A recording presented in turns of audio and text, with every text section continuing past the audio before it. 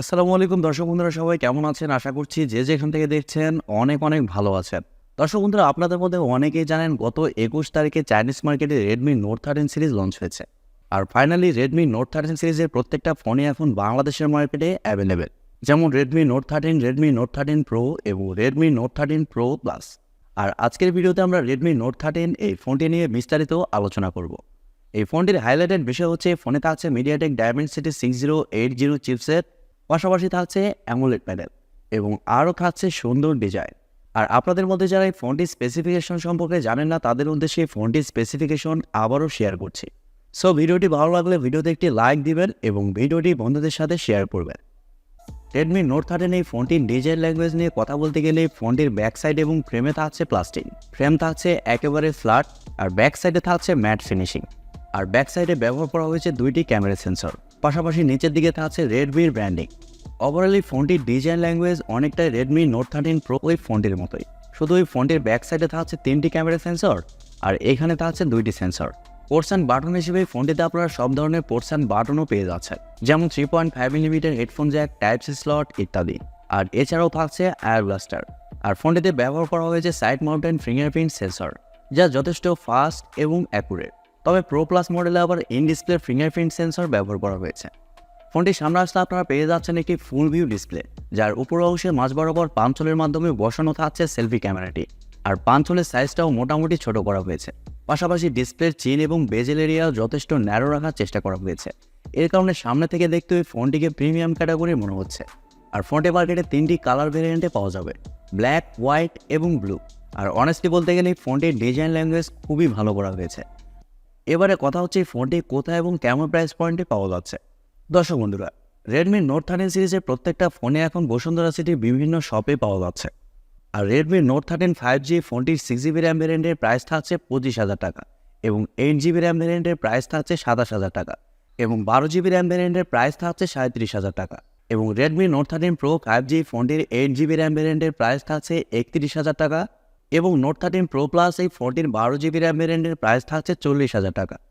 ফোনটির display section নিয়ে কথা বলতে গেলে ফোনে থাকছে 6.67 ইঞ্চের একটি অ্যামোলেড প্যানেল, যা ফুল এইচডি প্লাসের একটি ডিসপ্লে এবং আরও থাকছে 395 ppi ডেন্সিটি।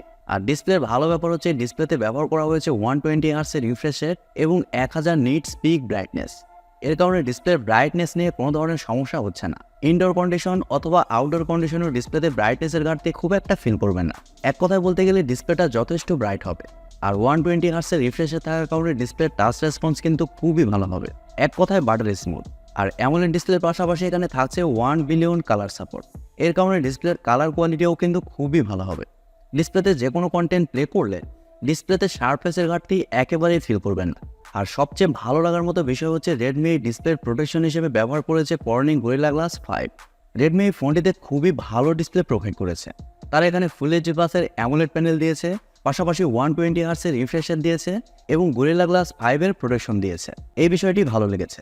ফোনটির সফটওয়্যার এবং পারফরমেন্স নিয়ে যদি আমরা কথা বলি, তাহলে এই ফোনে থাকছে Android 13, যার ব্যাকএন্ডে থাকছে MIUI 14।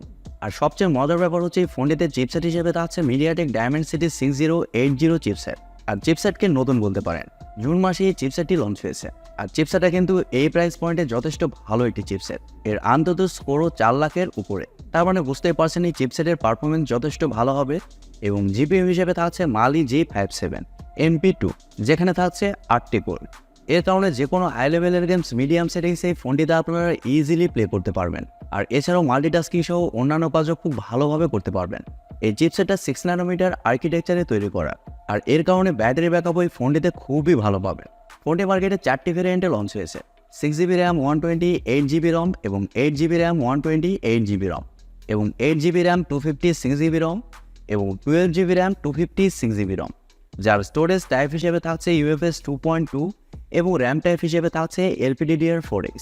তবে ফোনটিতে আপনারা মাইক্রোএসডি কার্ড ব্যবহারের সুযোগ সুবিধা পাচ্ছেন না, অর্থাৎ এই ফোনটিতে আপনারা শুধুমাত্র 2টি সিম কার্ডই ব্যবহার করতে পারছেন। যদিও মাইক্রোএসডি কার্ডের সেরকমভাবে প্রয়োজন নেই, তারপরেও অপশান থাকলে ভালো লাগতো।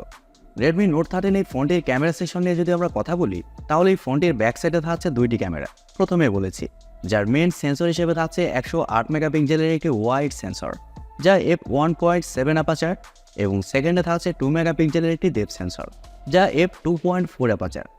রেডমির এই বিষয়টি একটু খারাপ লাগে। এখানে যদি তারা 2 মেগাপিক্সেলের সেন্সর না দিয়ে 8 মেগাপিক্সেলের একটি আলট্রাওয়াইড সেন্সর ব্যবহার করতো, তাহলে এই ফোনটির ক্যামেরা সেকশন আর একটু স্ট্রং হইতো, আর স্বাভাবিকভাবে ফোনের প্রতি মানুষ ইন্টারেস্টও বেশি হইতো। যাই হোক, ফোনটির ব্যাক ক্যামেরার ফিচার হিসেবে থাকছে এলইডি ফ্ল্যাশ, এইচডিআর, প্যানোরামা।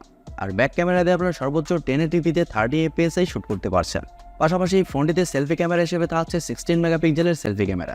আর সেলফি ক্যামেরার ফিচার হিসেবে থাকছে শুধুমাত্র এইচডিআর। আর সেলফি ক্যামেরা দিয়েও শুধুমাত্র 1080p-তেই শ্যুট করতে পারছেন।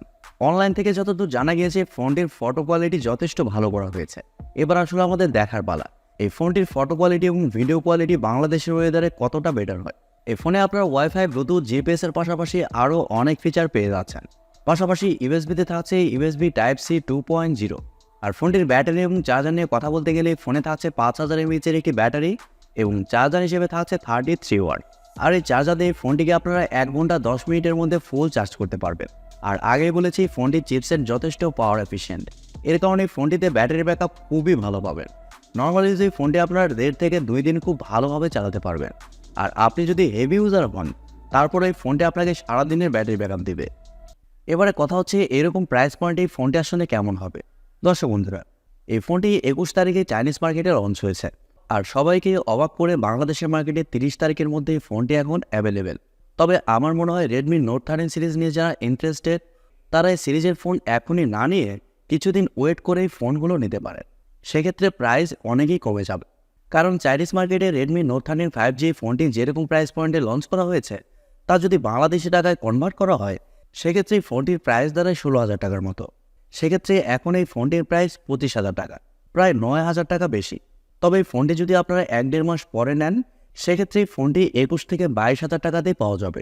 আর 25,000 টাকা বাজেট সেগমেন্টে এই ফোনটি কেনা একেবারে বোকামি হবে। সো আরও কিছুদিন ওয়েট করুন, সেক্ষেত্রে এই ফোনটি ভালো প্রাইজিংয়ে পাবেন। আশা করি আমার প্রত্যেকটা কথাগুলো আপনারা ভালোভাবে বুঝতে পেরেছেন। প্রিয় দর্শক বন্ধুরা, এই ছিল আজকের ভিডিওটি আপনাদের কাছে কেমন লেগেছে কমেন্ট করে অবশ্যই জানাবেন। আর ভিডিওটি যদি সত্যিই ভালো লেগে থাকে তাহলে টিভি টেকটিউব চ্যানেলটি সাবস্ক্রাইব করবেন এবং ভিডিওতে একটি লাইক দিবেন। সো আজকের মতো এই পর্যন্তই, দেখা হবে কালকের ভিডিওতে। সবাই অনেক অনেক ভালো থাকবেন এবং সুস্থ থাকবেন। খোদা হাফেজ, টাটা।